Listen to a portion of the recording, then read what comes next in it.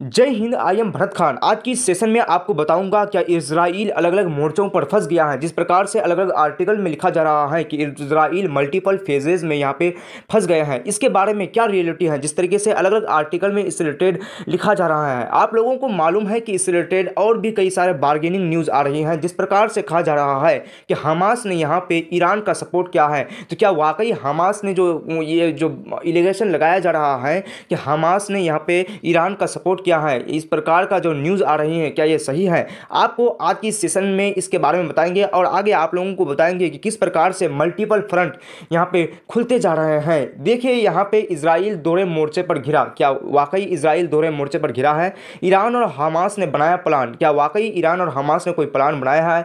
और जिस प्रकार से आप लोगों को मालूम है कि कई सारे मुस्लिम कंट्रीज़ कभी एक जगह आने की कोशिश करता है, OIC से related organisation of Islamic corporation, आप लोगों को मालूम है कि आने की कोशिश करता है, लेकिन कभी भी एक जगह पे शामिल नहीं हो पाता है। देखिए, हिंदुस्तान के मुताबिक यहाँ पे क्या लिखा गया है। इजराइल दोहरे मोर्चे पर घिरा, ईरान कर रहा हमले और हमास भी देखने लगा अकर। मतलब यहाँ पे बोला जा रहा है, इस हिंदुस्तान आर्टिकल के मुताबिक यहाँ पे कहा जा रहा है कि हमास यहाँ पे अब ये गुरूर दिखा रहा है कि अब ईरान ने उस पर हमला कर दिया है और हमें अब कोई भी झुका नहीं सकता है। इस प्रकार के यहाँ पे लिखा गया है हिंदुस्तान के मुताबिक। आप लोगों को इससे रिलेटेड पूरा तथ्य के साथ बताऊंगा क्या बार्गेनिंग किया जा रहा है अलग अलग न्यूज़ आर्टिकल के द्वारा। देखिए, आगे लिखा गया है, हमास के साथ पहले ही जंग लड़ रहा इजराइल अब दोहरे मोर्चे पर फंसा। क्या वाकई दोहरे मोर्चे पर फंसा है? जिस प्रकार से लिखा जा रहा है, ईरान ने रात भर इजराइल की धरती पर। देखिए, ये जो खबर आ रही है, ये एक दिन पहले का खबर है। इस खबर के मुताबिक आप लोगों को यहाँ पे बताया जा रहा है। इससे रिलेटेड आप लोगों को मालूम है कि बेंजामिन नेतन्याहू ने यहाँ पे कहा है कि हम किसी भी कीमत पर ईरान जो ये हमला किया है उसका बदला लेकर ही हम छोड़ेंगे। 48 घंटे का कुछ इस प्रकार से वारंट दिया था, लेकिन अब भी कोई हमला नहीं हुआ है। तो आगे क्या होता है इसके बारे में आप लोगों को बताऊंगा। फिलहाल आप लोग यहाँ पे इस खबर को देखिए। हमास के साथ पहले से ही जंग लड़ रहा इजराइल अब दोहरे मोर्चे पर घिर गया है। यहाँ पे लिखा गया है, हिंदुस्तान के मुताबिक ईरान ने रात भर इजराइल की धरती पर ड्रोन से हमला किए, एक तरफ ईरान। देखिए, यहाँ पे आप लोगों को मालूम है कि यहाँ पे जो भी हमला ईरान के द्वारा किया गया था 99% यहाँ पे फेल रहा है। यहाँ पे कुछ भी नहीं हुआ है, क्योंकि आप सबको मालूम है कि ईरान ने जो ये हमला किया था पहले से ही उन सभी को पता था कि यहाँ पे किस प्रकार से ड्रोन आ रहे हैं, किस प्रकार से क्रूज मिसाइल आ रहे हैं। पीएम बेंजामिन नेतन्याहू हमास के साथ पहले से ही जंग लड़ रहा है। इसी बीच आप लोग देख सकते हैं कि ईरान ने हमला कर दिया है। इसमें तो वो दो फ्रंट में फंसाई है। आप लोगों को मालूम है कि दो फ्रंट में फंसा है, लेकिन यहाँ पे संघर्ष विराम की जो बात है इजराइल की तरफ से, वो कतई वो करना नहीं चाहता है। वो कह रहा है कि हमारे जो भी बंधक हैं उन सभी को छोड़ दिया जाए और हम भी खाली कर देंगे, लेकिन जो फिलिस्तीन के बंधक हैं उनको कोई भी छोड़ने की बात नहीं किया जा रहा है उनके द्वारा। यही हमास का कहना है कि हमारे बंधकों को भी छोड़ा जाए, तभी हम सीज फायर करेंगे। आगे इससे रिलेटेड यहाँ पे लिखा गया है, मोसाद ने सीधे तौर पर ये नहीं कहा, लेकिन ये ज़रूर कहा है कि जो इजराइल है, इजराइल के लोग ही हमास के आतंकी गुट में शामिल हैं। कुछ इस प्रकार से उन्होंने एलिगेशन लगाया है। मगर यहाँ पे एक बड़ी बात ये सामने आ रही है कि जिस तरीके से हमास के द्वारा कहा जा रहा है कि हम फिलहाल समझौते करना नहीं चाहते हैं, बल्कि ज़्यादा फ़ायदा उठाना चाहते हैं। यहाँ पे कहा गया है कि हम जो ईरान ने जो इजराइल पर हमला किया है इसका हम फ़ायदा उठाना चाहते हैं और फिलहाल हम सीज फायर के लिए तैयार नहीं हैं। ये इस प्रकार के हिंदुस्तान के इस अखबार में लिखा गया है। आप लोगों को इससे रिलेटेड पहले भी बताए थे कि जिस प्रकार से IMEC मार्ग यहाँ पे खुलने वाला था, G20 समिट में इस प्रकार के घोषणा किए गए थे। ये मार्ग अभी खतरे में पड़ गया है। देख सकते हैं हमारा प्यारा भारत यहाँ पे है।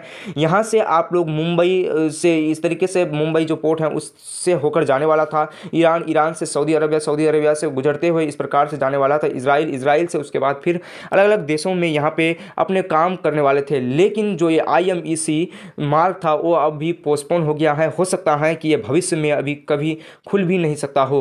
जिस प्रकार से कई बड़े बड़े मतलब अमेरिकी निशाना बनाए हैं, उस प्रकार के कई बड़े बड़े जो काम है उनके फेल हुए हैं। हो सकता है कि ये भी फेल हो जाए। आगे आप लोग देखिए इससे रिलेटेड इस आर्टिकल को। गाजा पट्टी में इजराइल के भीषण नरसंहार के बाद भी हमास आतंकियों ने इजराइल के आगे घुटने नहीं टेके।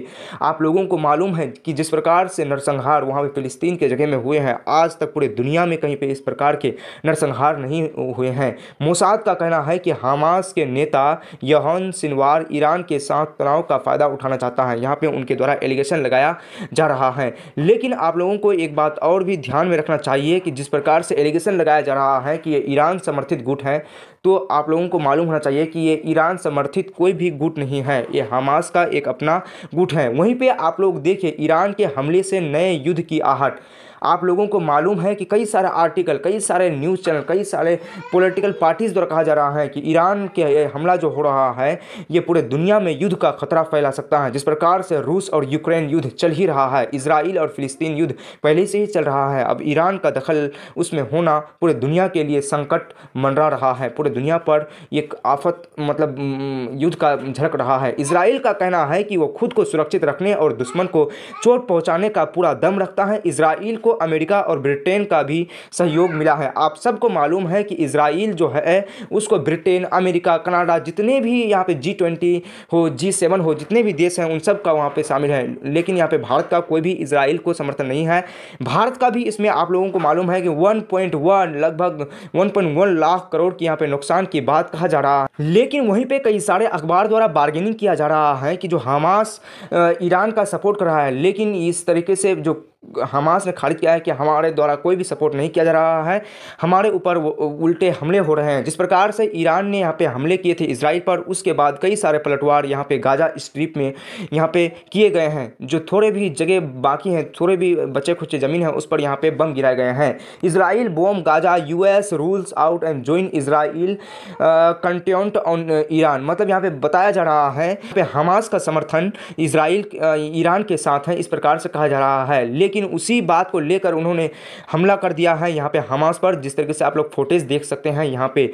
वहीं पे अगर आप लोग देख सकते हैं तो, और आप सबको ये मालूम होना चाहिए कि द गार्जियन के मुताबिक यहाँ पे लिखा गया है कि यहाँ पे जो गाजा सपोर्ट किया है ईरान का, अगर कर भी दिया है तो वो इसलिए किया है कि अभी भी इजराइल के जो लोग हैं, इजराइल के जो फोर्स हैं यहाँ से भागे नहीं है, गाजा स्ट्रिप को छोड़कर उन्होंने भागे नहीं है, इसीलिए उनका ये समर्थन किया गया है। इससे रिलेटेड अलग अलग आर्टिकल में इसके बारे में लिखा गया है, आप लोग इसको डिटेल से यहाँ पे पढ़ सकते हैं। वहीं पे अल जजीरा के मुताबिक लिखा गया है, Hamas backs Iran after reality of missile drone attacks on Israel. यहाँ पे कहा जा रहा है कि हमास फिर से यहाँ पे कोशिश कर रहा है अटैक करने की, अब ईरान के हमले के बाद। इस प्रकार से यहाँ पे आर्टिकल लिखे गए हैं अलग अलग न्यूज़ चैनल्स के मुताबिक। तो इससे रिलेटेड आप